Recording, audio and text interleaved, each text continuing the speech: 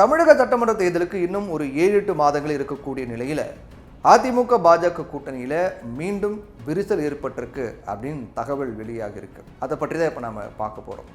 கடந்த 1967ஆம் ஆண்டு சட்டமன்ற தேர்தலில் அண்ணா தலைமையிலான திமுக ஆட்சிக்கட்டில் இருந்த காங்கிரஸை தூக்கி எறிந்து 58 ஆண்டுகள் ஆகிச்சு. இன்னைக்கு வரைக்கும் தேசிய கட்சிகளால் தமிழகத்தை ஆள முடியல. திமுக அதிமுகன்ற 2 கட்சிகள் மட்டுமே மாறி மாறி மற்ற கட்சிகளோட கூட்டணி அமைத்து தமிழகத்தை ஆண்டு வராங்க. இதில் இப்போது காங்கிரஸ் திமுகவோட கூட்டணி அமைத்து சட்டமன்ற நாடாளுமன்ற தேர்தல்களை எதிர்கொண்டு வராங்க. இதே போல் அதிமுக இப்போது பாஜகவோட கூட்டணி அமைத்து தேர்தல்களை எதிர்கொள்ள ஆரம்பித்திருக்காங்க. 2021 சட்டமன்ற தேர்தலின் பாஜக அதிமுக கூட்டணி அமைத்து தேர்தலை எதிர்கொண்டாங்க. தொடர்ச்சியாக 10 ஆண்டுகள் ஆட்சியில் இருந்த அதிமுக அந்த தேர்தலில் வெறும் 66 இடங்கள் தான் வெற்றி பெற முடிந்தது.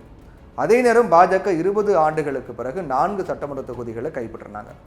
2024ஆம் ஆண்டு நாடாளுமன்ற தேர்தலில் அதிமுக பாஜக கூட்டணி உடைஞ்சது. 2 கட்சிகளும் தனித்தனிய தேர்தலை சந்தித்து ஒரு பெரிய அடி அப்படின்னு கூட சொல்லலாம், தோல்வி அடைஞ்சாங்க. இப்போ இடையில என்ன நடந்ததுன்னு தெரியல. மீண்டும் பாஜகவோட கூட்டணி அமைத்து 2026 சட்டமன்ற தேர்தலை எதிர்கொள்ள போகிறோம் அப்படின்னு எடப்பாடி பழனிசாமி அறிவித்திருக்கார். தேர்தல் கூட்டணி உறுதி செய்யப்பட்டதில் இருந்தே கூட்டணி ஆட்சி தான் அப்படின்னு பாஜக உறக்க பேசிட்டு வராங்க, உறுதியாக சொல்லிட்டு வராங்க. இதுக்கு தமிழக வெற்றி கழகத்தினுடைய தலைவர் விஜய் ஆட்சியிலும் பங்கு அதிகாரத்திலும் பங்கு அப்படின்னு விக்கிரவாண்டி மாநாட்டில் முழங்கியதும் முக்கியமான காரணமாக சொல்லப்படுது. ஆனால் பாஜகவினுடைய இந்த கூட்டணி ஆட்சி யோசனை அதிமுக பொதுச் செயலாளர் எடப்பாடி பழனிசாமி ரசிக்கலை, ஏற்றுக்கல. அதிமுக தனி பெரும்பான்மை பெற்று தமிழகத்தில் ஆட்சி அமைக்கும் அப்படின்னு தன்னுடைய பரப்புரையில் பேசிட்டு வர்றாரு இபிஎஸ். இந்நிலையில் எரிகிற தீயில இன்னும் எண்ணெய் ஊற்றியது போல ஒரு சம்பவம் நடந்திருக்கு. நெல்லையில் நடைபெற்ற பாஜக பூத் முகவர்கள் மாநாட்டுக்கு வருகை புரிந்த மத்திய உள்துறை அமைச்சர் அமித்ஷா அங்கு பேசிய சில விஷயங்கள் பரபரப்பை ஏற்படுத்தியிருக்கு. மாநாட்டில் அமித்ஷா பேசும்போது என்ன சொல்றாருன்னா, கடந்த சட்டமன்ற தேர்தலில் பாஜகவுக்கு 18 விழுக்காடு வாக்குகளும் அதிமுக கூட்டணிக்கு 21 விழுக்காடு வாக்குகளும் கிடைச்சது. இதன் மூலமாக 39% வாக்குகள் பாஜக அதிமுக கூட்டணி வசம் இருக்கு. அதனால 2026 தமிழ்நாட்டில் பாஜக அதிமுக கூட்டணி ஆட்சி தான் அமைய போகிறது. பாஜக அதிமுக கூட்டணி வெறும் அரசியல் கூட்டணி மட்டும் கிடையாது, திமுகவை பிடுங்கி வேரோடு எரிய போகிற கூட்டணி அப்படின்னாரு அமித்ஷா.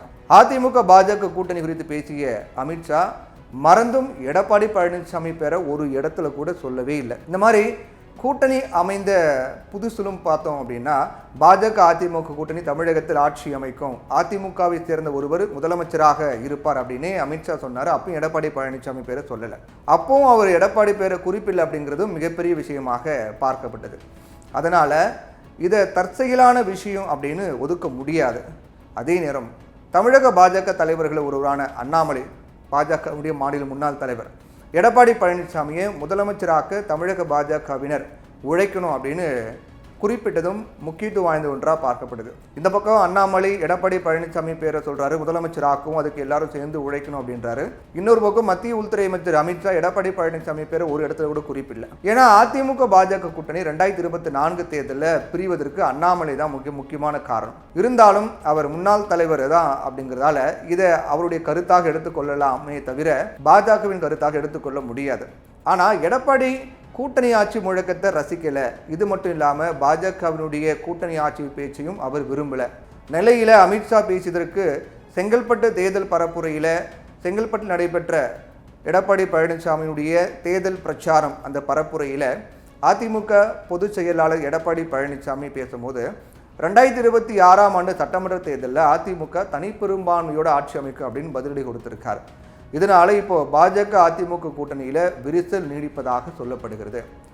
வாக்கு திருட்டு உள்ளிட்ட பல்வேறு பிரச்சனைகளால் தமிழக சட்டமன்ற தேர்தலை தனித்து எதிர்கொள்வது அப்படிங்கிறது பாஜகவை பொறுத்தவரை சொந்த காசில் சூனி வைத்துக் கொள்வது போலதான் இருக்கும் அப்படின்னும், அதனால அதிமுக கூட்டணியுடன் இணைந்து தேர்தலை சந்திக்க வேண்டிய ஒரு கட்டாயத்தில் இருக்கிறது அப்படின்னு சொல்லப்படுது. மக்களை காப்போம் தமிழகத்தை மீட்போம் அப்படிங்கிற தலைப்பில் எடப்பாடி பழனிசாமி தமிழகம் முழுவதும் 100 தொகுதிகளை நிறைவு செஞ்சுட்டு இருக்காரு. தேர்தல் பரப்புரையில் ஈடுபட்டு வராரு. 100 தொகுதிகள் தாண்டியும் போயிட்டு இருக்காரு.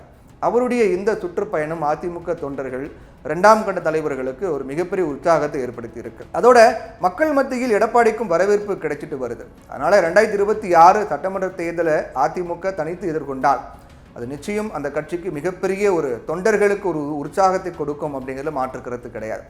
அதனால் இந்த விஷயத்தில் விட்டு கொடுத்து செல்ல வேண்டிய நிலையில் பாஜக இருக்கிறது.